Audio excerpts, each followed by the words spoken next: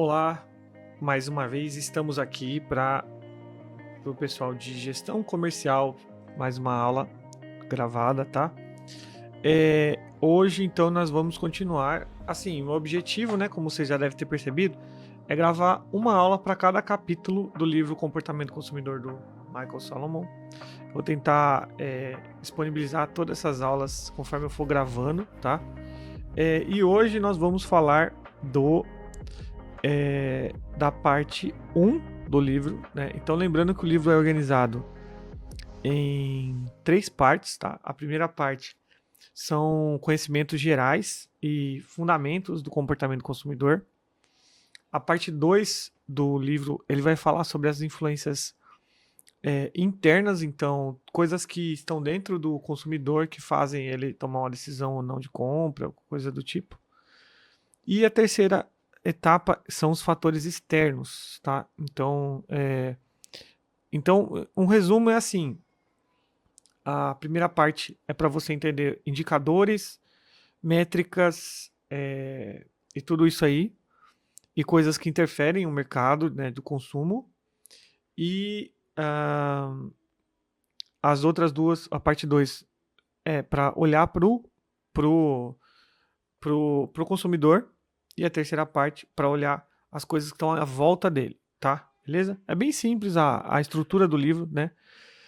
Lembrando, então, que eu sempre vou utilizar alguns exemplos que eu acho que fazem mais sentido para o nosso contexto de cultura brasileira e tudo mais, mas eu incentivo muito vocês a lerem o PDF do livro, que ele tem os exemplos dele lá, tá? Ele vai usar muito exemplo de publicidades americanas, europeias, de outros países do mundo, mas tem bastante exemplo de publicidade de ações que vão ser ações que são de mídia impressa, de umas mídias até um pouco mais diferenciadas aí, que eu acho que vão agregar muito também. Bom, então, começando aqui, então falando especificamente do capítulo 4, nós temos o quê? A parte que ele vai falar do consumidor e o bem-estar social, tá? A gente sabe que bem-estar social já é uma métrica praticamente assim de interpretação política também, tá? É muito importante assim até, gente, deixar bem claro, né, que como eu sempre digo, só neutro, só detergente, tá? Ninguém é neutro. Então, quanto mais a gente conhece da gente mesmo, a gente percebe que não existe esse negócio de neutralidade, né? Em praticamente situação nenhuma. Até escolher tentar ficar fora de uma briga é um posicionamento e diz muito sobre o que é importante para você. Então, não tem como você ser neutro em quase nenhuma situação, tá? Então, eu tenho meu viés também como professor, mas eu vou tentar, quando eu sei que alguma coisa que eu vou falar tiver algum viés, eu vou tentar deixar bem claro e demonstrar que alguma coisa, de repente, seja a minha opinião, porque estado de bem-estar social é uma coisa é um termo que a gente lê alguns autores que falam e ele tem uma certa métrica lá que eu não concordo plenamente, né? Porque, enfim. Mas vamos continuar, tá? Não que ninguém queira que a sociedade fique boa, que a gente tenha uma. Mas a métrica que é utilizada para falar que estamos num estado de bem-estar social é uma métrica um pouco polêmica, tá? Então, toda vez que eu vejo isso aqui, eu já penso que quem provavelmente estruturou isso já tem um posicionamento político que talvez eu tenha algumas críticas, tá? Mas enfim, então no início do capítulo ele vai elencar, o Salomão ele elenca direito à segurança, informação e escolha como pilares éticos, tá? Não vou entrar nessa questão da diferença de ética e moral, acho que é uma questão bem complicada. Eu coloquei aqui, copiei exatamente o que está escrito no livro, tá? Na primeira parte, ele sempre vai falar, dar um geral, para falar quais são os objetivos do capítulo. Então, o primeiro objetivo do capítulo é demonstrar que a ética comercial é um bom negócio, tá? Então, hoje, essa aula que ela tem como objetivo, basicamente, demonstrar para vocês que uma empresa que opta por fazer as coisas de um jeito ético, ela vai durar mais tempo, tá? Ela vai, é melhor para ela isso, né? Enfim.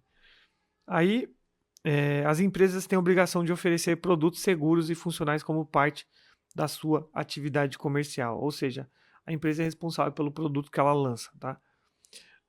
O comportamento do consumidor influencia diretamente as principais questões de política pública enfrentadas por nossa sociedade.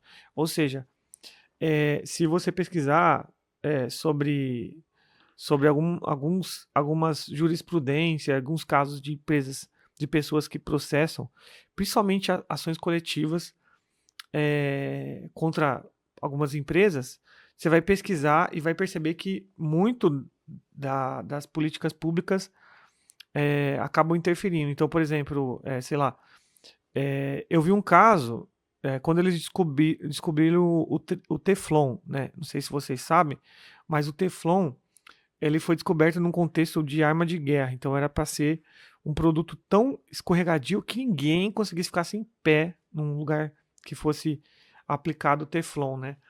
E aí eles deixaram isso de lado e com o tempo alguém teve a brilhante ideia de começar a usar o Teflon na fabricação de frigideiras e panelas e afins, né? E aí, depois de muito tempo, conseguiram perceber que existia uma relação de causa e efeito cancerígeno no uso de Teflon. Então, depois vocês pesquisem sobre isso especificamente, mas se não tivesse havido essa ação coletiva das pessoas e diversos testes e tal, provavelmente o tipo, hoje a gente continua tendo antiaderente, né, nas panelas e tudo mais. Se não me engano, ainda continua usando Teflon, mas eles tiveram que reformular tudo para que isso não fosse cancerígeno, né? Então, isso foi graças ao quê? No caso, não foi as empresas tentaram fugir, né, desse caso específico e, e basicamente a sociedade teve que se posicionar ao ponto de gerar uma pressão até que a empresa é, assumisse, né, esse caso e reformulasse. Então isso vai acontecer muitas vezes, a gente vê isso na indústria do tabaco, por exemplo, né? Enfim. Daí o comportamento do consumidor, né, por fim, pode ser prejudicial aos indivíduos e à sociedade. Ou seja, observar o comportamento do consumidor às vezes também interfere no próprio comportamento, né? Só de saber que você está sendo observado, isso pode até tirar toda a espontaneidade e etc. Mas enfim, né? Vamos começar então. Bom, a primeira coisa, o primeiro tópico aqui, lembrando, né, que basicamente o autor, então, o Salomão, ele abre o capítulo falando de direitos clássicos, né, que foram estruturados lá na ONU, né, há bastante tempo atrás, que é basicamente os direitos de você ter segurança, ter acesso, falando assim, dos direitos em relação a produtos, tá? Você ter um produto seguro, um produto que te fala o que ele é, qual a composição dele, né? Você saber que você está escolhendo, né? E se você precisar, você ser ouvido pela empresa, tá? Então, aqui alguns exemplos que eu coloquei. Por exemplo, quando a gente vê recall de alguma montadora, principalmente em relação a item de segurança, né? A empresa percebe que ela tem um problema. Aqui eu coloquei um exemplo da Fiat, mas poderia. Todas as montadoras elas são responsáveis, principalmente quando há algum problema de fábrica, a ter que oferecer um recall, né? Para consertar problemas que o veículo possa apresentar de fábrica, problema de projeto, problema de engenharia, enfim, você sabe como funciona, tá? E aí a empresa tem que vir a público e comunicar isso de um lugar que todo mundo consiga acessar. Antigamente era muito no comercial, assim, né? Principalmente Jornal Nacional. Aparecia lá aquela nota subindo as letrinhas. Ah, Ford do Brasil comunica. Enfim, eles não faziam aquilo porque eles queriam. Eles faziam aquilo porque é lei, né? Então, e causa muito marketing negativo para a empresa tem que ficar fazendo recall, parece que eles não testaram o produto, ou o produto não foi bem projetado, então um desgaste para a imagem da empresa, enfim. Aí eu coloquei também essa questão aqui da Anvisa, né, que eles colocaram essa questão desses selos que estão saindo agora, que são obrigatórios para você poder ter essa noção de que o produto tem um agravante específico. Então, por exemplo, você compra um produto com excesso de sódio ou um produto com muito açúcar, agora eles têm que colocar esse selo lá, então para poder aumentar a transparência. Sendo que, na verdade, assim, a maioria das pessoas sabem que quando, por exemplo, você vai olhar uma tabela de ingredientes de composição de produto, normalmente o item que mais contém, né, também é lei, né, você tem que colocar na ordem dos que vem mais para os que vem menos. Então, se o produto, a coisa que mais tem é açúcar, vai começar lá, açúcar. Então, às vezes acontece, você vai comprar um suco, né? Um suco lá. Às vezes tá lá água, açúcar, depois essência, não sei o que, igual, idêntico ao original, e depois o extrato lá do sabor do suco, né? Então, às vezes, a gente compra mais água e açúcar e muito menos suco, né? Então, eu vou até depois dar uma. Eu vi na internet um caso interessante, tava até comentando com minha esposa hoje, do sorvete um sorvete da Nestlé. Tem um sorvete da Nestlé, e aí é uma dica que eu vou dar para vocês, tá? Deixa eu até ver se eu consigo achar ele aqui para mostrar para vocês. Tem um sorvete da Nestlé. Eu não queria fazer marketing negativo nem falar mal, tá? Não é, a minha intenção não é essa, tá? Que são sorvetes de uma. É um sorvete que, assim, ele é bem gostoso porque ele é bem aerado. Ele tem bastante. Como chama? Ele é bastante fofinho, assim. Só que aí, o que eu descobri? Eu descobri que esse sorvete ele tem uma característica bem complicada, tá? E aí eu vou mostrar para vocês, tá? Essa característica que eu não tinha me atentado, né? Que eu não sabia disso especificamente, né? Deixa eu mostrar aqui para vocês. Então, essa linha de sorvete aqui, ó, normalmente que é num potinho azul, tá? Eu, particularmente, já comprei várias vezes essa linha de sorvete aqui, porque ela tem um custo-benefício. Tipo, o custo-benefício, ela é barata, né? É um produto barato. Que é basicamente, ó, tá vendo aqui? Você tem o peso líquido, então você tem uns potes de sorvete que tem mais ou menos o mesmo peso lá, né? O tamanho é o mesmo. E aí você vai ver aqui, ó, o conteúdo, ele fala 1,5 litro, mas o peso é 710 gramas. Você fala, como assim? Se 1 litro de água pesa 1 quilo, né? E provavelmente a densidade a densidade do leite deve ser muito parecida. Você fala, meu, eu imagino, né? Não sou muito bom nisso, mas eu imagino que, por exemplo, se eu congelar 1 litro de leite, provavelmente vai pesar 1 quilo, vai ficar, porque a densidade líquida é muito próxima da água, né? Do leite. E aí você pensa, como pode, né? Um sorvete que tem 1,5 litro, o peso dele ser 700, a diferença é menos da metade. E aí a resposta eu encontrei num vídeo. Depois vocês pesquisem esse vídeo, que ele vai mostrar que esse sorvete ele é basicamente metade dele é emulsificante, ou seja, é um sorvete de ar. E aí, quando ele descongela, ele fica metade. Se você deixar esse sorvete descongelando, ele vai virar metade do pote.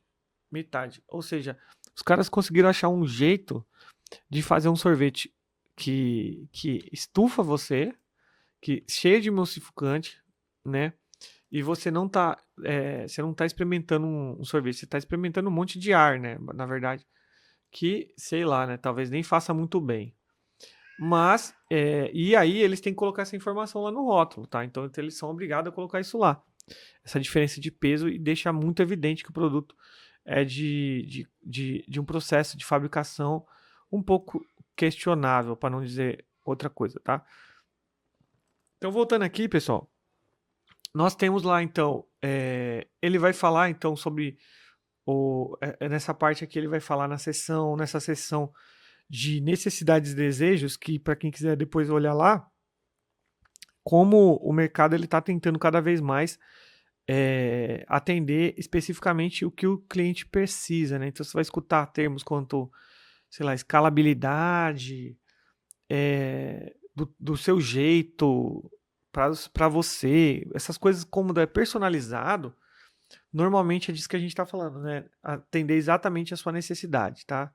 Então, o que que acontece? Nessa parte aqui do livro, ele vai falar sobre necessidades e desejos, né? O Salomão vai falar de necessidades e desejos, que é interessante vocês observarem. E eu coloquei aqui alguns exemplos, né? Para vocês verem, por exemplo, a maioria das operadoras, mas eu vou destacar aqui a Vivo, porque é a operadora que eu utilizo, ela tem muito essa questão de fazer planos que tentem, de certa forma, atender mais de acordo com a sua necessidade, né? Então, assim, de acordo com o seu tamanho do seu consumo e tudo mais, né? Eu acho que serviço telefônico no Brasil é bem caro, dando a minha opinião aqui, né? Mas, no geral, eles tentam, pelo menos, dar um controle maior e tudo mais, né? Sendo que a maioria, tem muitos países aí que é limitado, tudo limitado, tá? Mas aqui eles falam essa coisa, alguns aplicativos são ilimitados e tudo mais, enfim, né? E aí tem esse tipo de plano Vivo Controle, por exemplo, que ele vai tentar resolver de acordo com a sua necessidade, para você não precisar ter uma coisa disponível para você que é muito maior do que você precisa, né? Então você paga exatamente aquilo que você precisa. As empresas de tecnologia, elas fazem muito isso, né? Eu falei de escalabilidade. Escalabilidade é a facilidade com que você tem de aumentar o tamanho de uma coisa, mexer no tamanho na escala, né? No tamanho. Então, as empresas, por exemplo, de tecnologia, o Google, a Amazon, essas empresas, elas conseguem, por exemplo, no serviço de nuvem, deixar você usar exatamente o tanto que você precisa, né? Então, você comprou lá um pacote de 100 GB, quando você passar para 101 GB, eles vão te avisar, ó, tá na hora de você fazer o upgrade. E aí você vai escalonando seu serviço de acordo com o que você precisa. E é interessante isso porque justamente quando você mudar de plano, você não vai ter que apagar todos os arquivos. Ele só vai redimensionar o seu plano e você continua usando normalmente, né? Então isso que é basicamente suprir exatamente a sua necessidade, tá? Eu coloquei aqui o exemplo também da água Minalba Premium, né? Em lata, né? São produtos que eles tentam fazer essa questão do seu desejo, né? Falando mais da parte de desejo. Então você fala, meu, eu quero uma água mais limpa. Então você vai lá comprar uma água da Voz, nem sei quanto custa, muito caro, né? E aí você vê que, meu, nós temos fontes, né? Porque a água Voz, para quem não, vocês já devem ter ouvido falar, essa água é uma água bem cara, mas essencialmente ela é cara porque ela tem um processo lá de descer das colinas suíças, sei lá, um negócio meio assim. Então, para quem tem esse desejo eu quero tomar uma água que os minerais dela vão fazer bem, né? Não exatamente que ela vai ter, porque a água na verdade deveria ser insípida, né? Sem gosto, sem cheiro, inodora, sei lá. Mas essas águas assim, se você tomar água Voz, você vai perceber que ela parece até uma água levemente salgada, quase uma salmoura assim, né? Porque a gente está acostumado a tomar outro tipo de água que não é tão mineralizada, né? Então é quase como se tivesse um gosto, mas de repente o que a gente acha que é sem gosto é aquela, entendeu? Então, e aí no desejo de ficar mais saudável, de tomar água que vai fazer bem para você, você está disposto de repente a pagar, né? Então, esse tipo de coisa vai vender o quê? Um status, né? Nossa, eu tô tão preocupado com a minha saúde ao ponto de até minha água ser uma água diferenciada, né? E não tem a ver com a saciedade física, né? É uma coisa um pouco mais psicológica quase, né? Então, aí tem o que, né? Uma pergunta guia que vai ser o quê? O marketing cria ou ele canaliza desejos? Então, assim, a gente tem como objetivo aquela história que o marketing atende, ele vai vender para você, já não é mais o suficiente, né? Então, o que a gente quer no marketing? A gente quer criar desejo, tá? Só que assim, a gente cria esse desejo ou esse desejo já está lá com a gente, né? A gente realmente tem tanta interferência nas pessoas ao ponto de fazer elas escolherem pelo nosso produto ou aquela coisa já estava lá dentro dela e a gente só coloca isso para fora, né? Então, a pergunta para vocês fazerem aí, uma pergunta que eu não vou tentar responder, bem complexa. Enfim, e aí nós temos, por exemplo, dentro dessa questão, nós temos o quê? Os influenciadores, né? Que os influenciadores vão fazer o quê? Vão tentar trazer essa questão de aflorar um desejo que você talvez já tenha, né? Se você, talvez você acredite assim. Então, na página, eu coloquei aqui no intervalo da página 138 até a página 140, ele vai falar sobre essa questão da necessidade que a gente tem, né? E aí, de fazer uma regulação, né, do mercado para tentar equilibrar o poder quanto à simetria da informação, né? Então, para todo mundo ter acesso à informação. E aí, eu coloquei aqui, por exemplo, guia de publicidade para influenciadores digitais, porque, teoricamente, todo momento que tem uma publi, que o influenciador sabe que ele está fazendo uma publi, então, sei lá, vamos supor que você esteja assistindo um vídeo do influenciador, né? E aí o influenciador do nada, a gente tá conversando e tal. E beleza, a gente tá falando, você sabe, vocês já viram, às vezes você pode ler lá no Conar para ver sobre como o influenciador precisa fazer as coisas tal, e para você se informar quais são as regras das coisas que você precisa aplicar, né? Quando você está fazendo uma publicidade, né? Então, onde você vai encontrar esse guia de regras, né? Lá nesse guia do Conar, que aqui é uma versão mais simplificada, que é feita para os influenciadores. Mas aí eu tô fazendo eu fiz uma brincadeira aqui com vocês, que é o quê? Eu mostrei um produto, né? Que era aqui uma embalagem de um chocolate que estava aqui perto de mim, sem eu falar nada. E aí a gente tava falando aqui, conversando, e de repente, só por esse produto ter entrado no meu quadro, quando isso é intencional, né, eu deveria, de alguma forma, deixar claro que aquilo é uma publicidade, né, é uma publi. Então, o Conar fala muito disso, que os influenciadores eles têm que ser transparentes em relação a definir bem o que eles estão falando em relação, ó, gente, agora eu vou querer divulgar aqui, ou então isso é um oferecimento mas deixar claro quando tem uma questão de uma publi, né? E não deixar o negócio tão solto, porque para que as pessoas tenham um mínimo de noção de que elas estão sendo influenciadas, tá? Mas eu acho que, assim, na minha opinião, isso não acontece, tá? Infelizmente, até porque o consumo é tão exacerbado e as marcas são tão, assim, naturais para os influenciadores, que eles já, muitas vezes, eles já nem sabem mais o que eles estão ganhando, fazendo publicidade ou não. Então, às vezes eles gostam mesmo da marca e simplesmente eles estão usando porque eles gostam, e de repente depois eles passam a ser patrocinados e tudo mais. Enfim. E aí temos o que também? A questão do marketing social, a questão de ESG e tal. Depois eu vou falar mais sobre ESG, porque hoje tem uma polêmica, hein? Daqui a pouco eu vou falar sobre ESG, enfim. Aí tem essa questão, por exemplo, a Natura ela fez uma campanha que chama Amazônia Viva, né?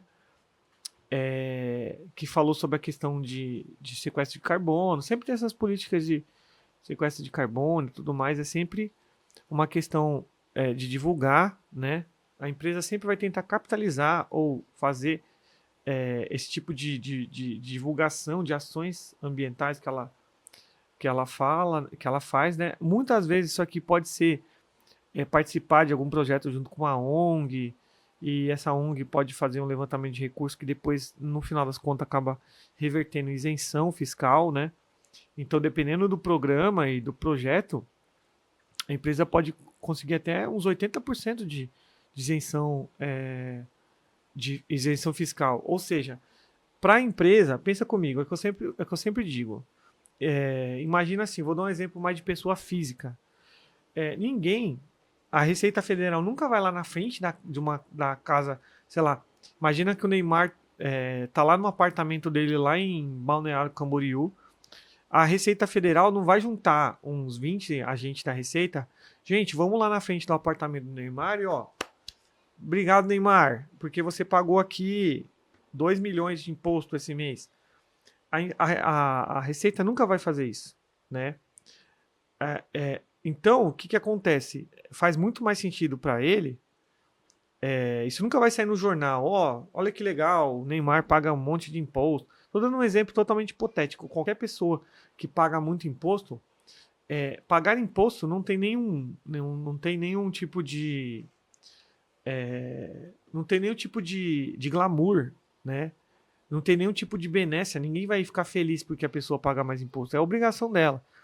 Então faz muito mais sentido para a pessoa ou para a empresa tentar capitalizar isso socialmente. Então, ao invés de pagar, sei lá, 100 mil de impostos, faz mais sentido a empresa pegar e reverter 80 mil para um projeto social, que depois ela pode usar isso para divulgar e fazer parecer que ela é uma empresa boazinha e que ela está querendo transformar um mundo melhor, num lugar melhor, e ela vai ganhar socialmente com essa imagem dela, né?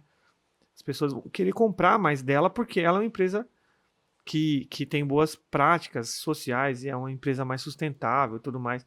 Só que se você for parar para pensar, na verdade, ela faz as coisas por interesse, para ter isenção fiscal também, né? Isso assim, né? Sem falar, eu não vou julgar, até porque eu tô com os exemplos aqui na tela, mas isso sem falar as empresas que eventualmente, né? De repente aí até pode ter algum tipo de fraude, né? E de repente emitir notas frias ou fazer um monte de cambalacho aí para poder ter uma isenção fiscal maior do que ela investiu realmente numa ONG. É óbvio que eu estou dando uma especulação muito abstrata, mas é totalmente possível. Eu não duvidaria. Eu diria assim, que de tantas empresas que a gente tem no Brasil, é óbvio que existem empresas que fazem isso, tá? É óbvio. Assim como pessoas que falam que está doando para ONG, e pede para a ONG emitir notas e tudo mais, quando você vai ver o serviço lá foi o que seria cobrado mesmo pelo mercado, seria muito menor. Ah, mas tem que ter 3 orçamentos. Beleza, 3 orçamentos para você conseguir fazer a captação de recursos, né? No Ministério da Cultura ou outro ministério lá de tecnologia, inovação, sei lá. Mas depois que você tem a autorização de captação de recurso, a nota fiscal que vai ser apresentada, eu não sei se sempre vai ter uma auditoria que vai falar, não, ó, peraí, quando você falou que ia fazer esse projeto, você falou que ia gastar, sei lá, 10 mil reais para imprimir esse negócio aqui. Você tem os 3 orçamentos, mas quando você foi imprimir, você gastou 20 mil, entendeu? O que aconteceu, entendeu? Então, assim, eu acredito que não tem auditoria que vai conseguir monitorar tudo isso assim tão de perto, tá? Então eu acredito que tem muito cambalacho aí, né? Enfim, não estou falando especificamente da Natura, nem da Skol, que eu coloquei exemplo aqui, mas eu acredito que deve ter no mundo, no Brasil aí, empresas que, além de tentar capitalizar socialmente, né? Deve fazer uns cambalacho também, entendeu? De fazer parceria com ONG e pedir para emitir nota de serviço que não aconteceu, enfim, né? É, é uma conjectura da minha cabeça aqui, tá? Que mais? Aí eu coloquei aqui o exemplo, por exemplo, da Ambev, né? Que ela tem uma garrafa retornável e tudo mais. Tem lá os pontos de venda e tudo mais. Tudo isso aí, gente, é legal. Menos vidro no meio ambiente e tudo mais. Mas isso também tem uma questão assim de experiência e tudo mais, que também é uma coisa boa pro consumidor também, né? Então, a palavra hoje em dia é essa, né? Um propósito. A empresa, além de vender, ela tem que ter um propósito, né? Esse propósito precisa ser implementado e colocado dentro das políticas da empresa, né? Então, essa questão, por exemplo, no caso aqui de case de carbono ou logística reversa, voltar para procurar o produto, aquela embalagem que a empresa produziu. Então, não é só assim, entreguei o produto, daí tem lá a lata lá de alumínio. Cara, entreguei, a pessoa bebeu minha cerveja, acabou, entendeu? O futuro, né, é que as empresas, cara, se eu achar uma lata na boca de um bueiro, um monte de lata da Skol, de alguma forma, ela tem algum tipo de responsabilidade quanto àquilo, entendeu? Eu sei que a pessoa que jogou, né, mas a lata é dela, entendeu? De alguma forma, ela tem que olhar para isso e falar, cara, eu tenho que pensar melhor como eu posso melhorar isso, entendeu? É óbvio que eu não tô tentando responsabilizar a empresa, né? Totalmente, mas ela pensar sobre isso não é nada demais também, né? Enfim, olhar todo a distribuição e tudo mais, todo para tentar diminuir isso, né? O que mais? Então, nós temos aqui também a questão da privacidade de dados, né? Então, por exemplo, quando você entra num site, o site tem que ir lá, eu vou pegar os cookies, né? Então, ele vai captar o que você está navegando, ele vai pegar onde você vai digitar, onde seu mouse vai passar e tudo mais. Quando aparece lá, você aceita, né, deixar os cookies, né, no site, as empresas colocam aquele botão para você deixar ela saber que você está entrando ali, né? Não é porque ela é legal, aquilo ali é uma lei, entendeu? Que é o quê? Faz parte do que? Da LGPD, né? A Lei Geral de Privacidade de Dados, se não me engano, a sigla, enfim. E aí, você vê como é interessante, né? Uma repartição que é praticamente pública, né? Se não me engano, o Serasa é público-privado, é a organização Economia Mista, não lembro. Mas, por exemplo, o Serasa, cara, deixa eu vazar, então, 200, aqui tá colocando aqui, nossa, na notícia tá falando 212 milhões, né? Basicamente, a gente sabe que o Brasil tem 220 milhões de brasileiros, então basicamente porque eu acho que é mais de um cadastro, né? Porque senão seria o Brasil inteiro, né? Depois tem que dar uma olhada nessa notícia aqui, lá no G1, tá? E que mais? Tem o que também? Por exemplo, aqui eu coloquei o exemplo da Apple, lá que ele tem uma questão que é o HTTP, que é basicamente o aplicativo falar que ela é o que ele vai te rastrear é uma coisa transparente, né? Ele mostrar que, ó, eu tô querendo saber disso aqui, disso aqui. Se você usar meu aplicativo, você vai ter que saber que eu vou pegar o quê? Seu nome, seu aniversário, seu e-mail, esse tipo de coisa, né? Como eles estão montando essa base de dados através de uma troca de cadastro e tudo mais, né? Quando você está se cadastrando, o que eles vão coletar de dados seus, isso tem que ser transparente, né? Não é uma coisa tão solta assim, né? Que mais? Então, continuando aqui, ó, nós temos também, então, o consumidor quer o controle e não só o aviso. Você quer saber, né, o que eles estão fazendo, para que eles vão usar aqueles seus dados, tudo mais. Isso aí tem que ser uma coisa transparente, né? Estamos caminhando para o fim, tá, gente? Que mais? Então, nós temos lá a questão do acesso e também a questão da inclusão, né? Eu coloquei aqui o exemplo do Velibras, que é uma parte do governo lá que tenta é um software de código aberto que vai ajudar você a implementar no seu site a parte de tradução para Libras, né? Então, isso aí, quem tem que, por exemplo, é muito difícil a iniciativa privada falar, não, vamos fazer isso. Se eles fazem isso, vai ser licenciado, então você vai pagar por isso. Então, algumas iniciativas de inclusão, o mais correto é que o Estado promova mesmo, entendeu? O Estado promova, né? Porque para demonstrar que é uma coisa um pouco menos desinteressada em relação a lucro, né? Que mais? Coloquei aqui então também contas digitais sem tarifa, né? Eu tenho uma opinião bem interessante sobre isso aqui, que é tipo assim, tentar acreditar no bem que a gente viu nisso, né? Tentar acreditar que a sua plataforma o seu sistema vai ser melhor ao ponto de que depois algum serviço mais premium é a questão do freemium, né, que a gente chama, né, que é o quê? Você entrar com um modelo free, né, que tem alguns recursos premium, e aí conforme você vai virando um hard user, você vai virando uma pessoa que usa as coisas com mais detalhe, aí você vai querer pagar um plano, fazer um upgrade, né, fazer um plano um pouco melhor, e esse é uma estratégia, né, então, enfim, o que mais então? O Pix parcelado, compras parcelado do Mercado Pago, permite ao microlojista vender sem maquininha. Então, hoje em dia, essa questão da maquininha já está ficando bem mais fácil, né? Embora o Mercado Pago cobre umas taxas absurdas, né?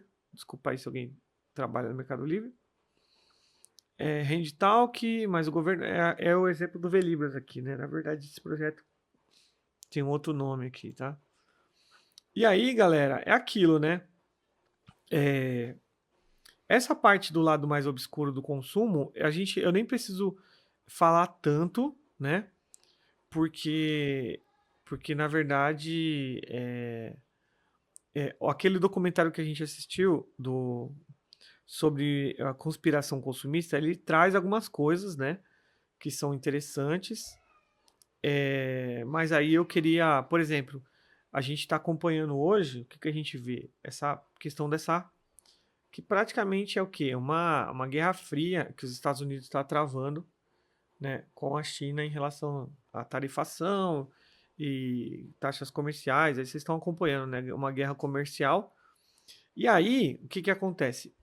A maioria da gente sabe, né, que a China teve um histórico de abuso, né, com os trabalhadores, tá? Então, todo mundo, a maioria da galera sabe que, cara, tinha empresa que fazia as pessoas trabalharem 16 horas, né? Situações totalmente insalubre. E aí, até cá entre nós, né? Vocês viram, por exemplo, que a BYD montou uma fábrica no Brasil e pouco tempo depois, a equipe que eles trouxeram da China para poder ajudar na estruturação, tempo depois o Ministério do Trabalho foi lá ver o que seria considerado um alojamento, né? E já os caras, já estavam tudo dormindo lá em condições totalmente insalubres, né? Então os caras trouxeram a cultura quase, não vou falar escravagista, né? Que é uma palavra forte, mas uma cultura de abuso com o trabalhador, né? E a galera chegou aqui, só que esqueceu que aqui tem CLT, né? E tem outras coisas que vão tentar proteger o trabalhador vulnerável, né? Então, eu coloquei uma foto aqui da Índia, né? Porque a gente está acompanhando toda essa guerra comercial e a Índia já passou a China como o país mais populoso do mundo. Ainda tem uma taxa demográfica que vai favorecer a China. Ela vai continuar crescendo a demografia dela, ou seja, vai continuar crescendo a quantidade de pessoas que moram lá nos próximos anos. Em relação à China, já está retrocedendo, então a tendência é que a Índia continue sendo, aumente essa diferença, que agora é muito pouca, né? A Índia é um pouco mais populosa que a China, passou recentemente, mas bem recente mesmo, mas a tendência é que essa distância, a Índia fique um pouco mais, se torne um país mais populoso com uma grande diferença em relação à China, né? E aí o que a gente já está vendo, né, que eles estão falando, a Índia é nova China, né? Ou seja, basicamente os Estados Unidos a tendência é os Estados Unidos fazerem o quê? Explorar a mão de obra da Índia, assim como explorou da China durante muitos anos, né? É óbvio que assim, a China aproveitou tudo isso aí para poder ter algum tipo de crescimento econômico, acho que todo mundo vai concordar. Só que ao mesmo tempo, economia planificada, sei lá, né? Não vou entrar em treta aqui, mas eu acredito que a Índia, nesse momento, pelo que eu pesquisei, tem algumas condições de trabalho muito complicadas, muito complicada. Muita gente lá está trabalhando. Coloquei uma foto aqui de um menino numa tecelagem, alguma coisa do tipo, mas, cara, tem umas coisas parecidas com Revolução Industrial, sabe? Molecada de pouquíssima idade trabalhando na indústria de uma forma bem complicada, né? Bem complicada, para não falar outras coisas. Eu coloquei aqui também um exemplo, inclusive esse vídeo eu vou colocar no YouTube, provavelmente o YouTube vai me censurar, ixi, vai dar um monte de BO. Eu coloquei também aqui o exemplo de alguns países da África que tem uma questão mais complicada em relação à indústria do chocolate, tá? Eu não tinha muito essa noção. Há algum tempo atrás, eu estava assistindo um vídeo do Mister Beast e ele falou: Ó, olha só que interessante, gente. Esse chocolate meu aqui, eu fui atrás de toda a cadeia de distribuição, produção, e para garantir que esse chocolate não tivesse nenhum tipo de ligação com essa indústria do chocolate que gera muito abuso em alguns países da África, não sei exatamente quais os países, tá? Mas e ele fez todo essa logística reversa, né, para voltar até a fonte, né, da matéria-prima do chocolate dele para garantir. Pelo menos isso foi o que ele disse, né? Então, acreditando que ele fez isso, né, é uma coisa legal, vai agregar valor pro produto dele. Então, às vezes você fala, meu, eu tenho um chocolate aqui que custa, sei lá, $5 e o outro custa 6. Eu tenho lá um selo que diz que não tem todo o processo tal. Foi um processo que ninguém sofreu abuso no processo. A tendência é que por $1 a mais pode ser que alguém pague, entendeu? Pode ser que alguém pague. Assim como tem, sei lá, produto vegano que não foi testado em animais e tudo mais, que diga-se de passagem não é uma coisa tão assim, né? Porque o banco de dados que as pessoas têm para fazer produtos na indústria química hoje é grande o suficiente para que não fosse necessário testes em animais, né? Só em casos muito raros, né? É óbvio que eu tô falando que não seria necessário também nenhum humano, né, gente? Nenhum nem outro. Não testar em nenhum dos dois, né? Agora, aí, jogando a polêmica aqui, né? Se eles descobrirem um produto químico totalmente novo e tiver que testar entre animais e pessoas, depende do tipo de animal, sei lá, um rato, eu acho que ninguém vai defender, né? Falar, não, testa na pessoa mesmo, que pessoa é melhor. Se a pessoa tiver uma alergia aqui, eu prefiro que uma pessoa tenha alergia, mas um rato não. Aí, sei lá, né? Vai de cada um. Eu não concordo com isso. Eu acho bem polêmico, inclusive. E aí, pessoal, para fechar aqui nossa aula com a polêmica master, aqui, ó, vou colocar uma polêmica pesada agora, tá? Que é falar de ESG, tá? Eu deixei isso aqui pro final, eu passei pelo ESG. E aí eu tô colocando aqui, vou colocar na apresentação um vídeo, né? Que ele fala assim, que é a face oculta, né? Ali que tá colocando como cultura woke, mas é a face oculta do ESG, tá? Do ESG. Então, galera, qual que é a questão? Eu não conheço ninguém, eu não consigo imaginar uma pessoa que diria assim, cara, eu acho legal destruir árvores, cortar árvores e tal. Eu acho que é isso mesmo, a gente tem que cortar tudo porque se dane, a gente tem que ganhar dinheiro hoje.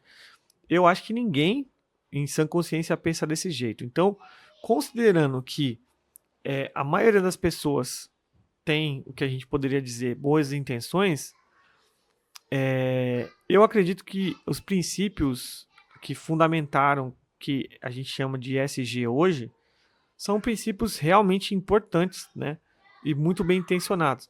A questão é como isso se desenrolou e quem são as pessoas que influenciam as pautas que vão dizer, né?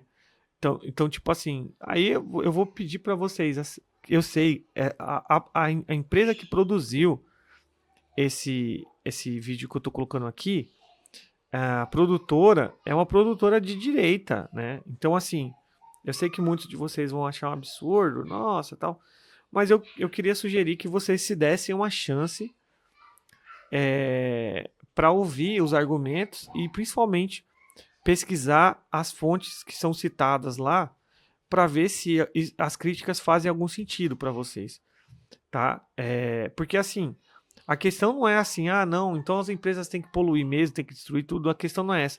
A questão é que o processo de implementações de política ESG, elas são pautadas por um grupo, por um grupo de interesse. E esse grupo acaba, de certa forma, fortalecendo alguns tipos de oligopólios, entendeu? Então, se vocês assistirem esse vídeo, vocês vão perceber que, assim, cara, por que que a BlackRock, por exemplo, né, que, ela tem interesse em que as políticas ESG, as empresas, ou elas vão implementar isso, ou elas não vão receber uma quantidade de recurso desses grupos de investimento, ao ponto de que, assim, a empresa que recebe, ela tem uma vantagem lucrativa grande em relação à empresa que não recebe, ao ponto dela falar, meu, eu preciso ter esse dinheiro para eu poder ser mais competitiva. Então, ele vai fazer a conta, ele vai falar, cara, faz sentido nem que eu, né, que eu menti aqui, falando que eu estou fazendo ESG, para tentar melhorar minha pontuação e depois eu receber esse tipo de recurso desse grupo de investimento. Então, assim, eu sugiro que vocês assistam esse vídeo, né, com um olhar bem crítico, né, sabendo que a produtora é totalmente enviesada, mas ao mesmo tempo escutar os argumentos, dar uma chance, sabe? Vamos sair um pouco da bolha aí, né? Para vocês de repente pensarem um pouco fora da caixa, né? Enfim, galera, vocês estão vendo minhas filhas gritando lá em cima, né? Difícil gravar aqui em casa, difícil. Também eu tô com esse microfone aqui que é bom, né? Pega bastante detalhe, até mais do que eu gostaria. Mas eu acho que por essa aula aqui é isso, tá? Então, assim, o que eu vou pedir para vocês, tá? O que vai ficar como desafio e tarefa para vocês, colocarem para essa aula aqui, para eu contar como presença. Eu quero que vocês escrevam em 2 parágrafos, né? Se vocês acreditam que, sei lá, vamos falar aqui, que vocês dêem exemplos, né, de algum tipo de situação que é uma política pública bem intencionada, que na prática não funcionou, na sua opinião, tá? Então vocês vão escrever isso em no máximo umas 8 linhas aí, tá? Então, assim, eu dei o exemplo do SG e tal, mas dá pra achar outros. E não que não funcionou, tá, gente? Eu não tô dizendo que o SG não funcionou. Pode até ter funcionado, tá? Pode até estar funcionando, mas ele vai acabar, de certa forma, contribuindo para uma oligarquia. Ou seja, pequenas empresas que não têm esse tipo de benefício, de receber esse tipo de capital de grandes grupos de investimento, eles vão acabar fechando porque eles não têm acesso a esse tipo de recurso. Então, acaba fortalecendo mais uma oligarquia, né? Ou até mesmo um monopólio em alguns segmentos. Então, a empresa pequenininha não consegue implementar política ESG e ter margem para ser competitiva. A empresa grande, ela implementa algumas coisas e aí recebe dinheiro de fora, ela fica muito maior. Ela já tem escalabilidade, ela já tem muito mais escala, que a gente sabe que no preço final pode representar um custo muito mais reduzido, né? Aí você soma isso com o capital de um baita fundo de investimento, cara, a tendência é as empresas pequenas não conseguirem ter a menor chance, né? E aí você vê que uma política pública que é para ser boa acaba prejudicando esse tipo de coisa, né? Então, para mim, assim, já deixando bem claro, essa é uma crítica que faz sentido você olhar para a questão do ESG com um pouco mais de sensibilidade. Não quer dizer que eu sei que vai ter muita gente por aí que vai falar, não, você não sabe o que você está falando, porque ESG é bom. É claro que é bom. Todo mundo quer que eu já falei. que o mundo, que a próxima geração tenha ar puro, água e tudo mais. Só que assim, o processo de implementação dessas coisas que são boas é a questão. E também quais os grupos de interesse que vão dizer como isso tem que ser implementado. Essa é a questão, entendeu? Não é ser contra, né? Acho que ninguém em sã consciência, como eu falei do começo, né? Ninguém em sã consciência é a favor de destruir o meio ambiente. Ninguém, não conheço, não consigo imaginar ninguém que falaria isso, né? A questão é tipo assim, por exemplo, vou dar uma fala bem radical aqui, vamos radicalizar. Por exemplo, é o fato de a gente saber que historicamente, por exemplo, muitos países europeus que hoje defendem muitas políticas ESG destruíram as suas vegetações e poluíram tudo, e agora vem no Brasil cagar regra, né, digamos assim. Então, antes, eles poderiam fazer um esforço, ao invés de ficar fazendo esse tipo de investimento para um fundo de investimento que vai praticamente se comprometer com pautas que vão acontecer daqui 50 anos, que talvez a gente nem sabe se vai acontecer mesmo. Esses negócio de crédito de carbono, talvez, cara, daqui a um dia alguém fala, não vamos mais, acabou. E já era, né? O que vai virar isso aí, né? Então, e aí, cara, a diferença das empresas, as empresas que fecharam nesse processo, não tem mais volta, já foi, entendeu? Os caras não conseguem mais voltar pro jogo, porque foi uma questão de que aconteceu, né? Então, essas coisas que a gente tem que pensar, né? Não é só questão do meio ambiente, né? Nenhuma empresa, imagino, do tamanho que for, podendo fazer uma coisa boa para o meio ambiente ou para a sociedade e mantendo o mesmo lucro, né? Ela vai falar, não tô nem aí, vou fazer errado. Cara, eu não acredito nisso, né? Agora, a empresa que muitas vezes fala, a minha sobrevivência depende de eu ficar investindo em publicidade para tentar, né? A minha margem é tão pequena que se eu investir aqui milhões em marketing para divulgar minhas ações, eu não consigo, de repente, ter um produto mais barato, né? E essa margem está tão pequena que às vezes, vamos divulgar um pouco mais das ações. Já perde o dinheiro que da margem, a empresa já fica com economia sem sustentabilidade, porque sustentabilidade não é só sustentabilidade ecológica, é sustentabilidade financeira, né? Então, quem sabe fazer conta não é só conta de meio ambiente, mas também a sustentabilidade da empresa existir, né? Então, é esse tipo de coisa que eu queria deixar aí como provocação. Não me cancelem, né? Não me cancelem, tá, gente? São só provocações aí para vocês pensarem, porque as respostas não são tão simples quanto a gente pensa, tá?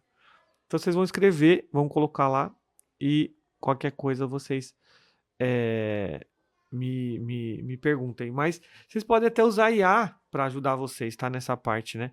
Sendo que, olha só, né, galera? Vocês sabem que, eu não sei se vocês sabem disso, mas vocês sabiam que quando você faz uma pergunta para uma IA, você tá usando uma quantidade de recurso, porque, olha que interessante, né? Uma vez eu vi um estudo que ele dizia que cada pergunta que você faz para uma IA, ela consome o equivalente a uma garrafa de água, né? Então pensa comigo, daí o cara entra lá na IA, pergunta pro ChatGPT. ChatGPT, Adão tinha umbigo? E aí você vai lá esperar a sua resposta. Olha que legal, você acabou de gastar o equivalente a uma garrafa de água para manter ar-condicionado em data center, refrigeração, gente trabalhando, placas lá processando sua resposta para uma pergunta totalmente idiota, né? Tô dando um exemplo hipotético, não vou dizer que é uma pergunta idiota, mas assim, é uma coisa. Então, assim, tá tudo conectado, mas ao mesmo tempo, sabe? Enfim. Então é isso, né, pessoal? Acho que deu pra. Espero que tenha trazido algumas reflexões para vocês. A aula acabou estendendo um pouco mais aí do que eu queria. E se vocês tiverem alguma dúvida, me manda aí, a gente vai se falando, beleza? Valeu, gente. Tchau.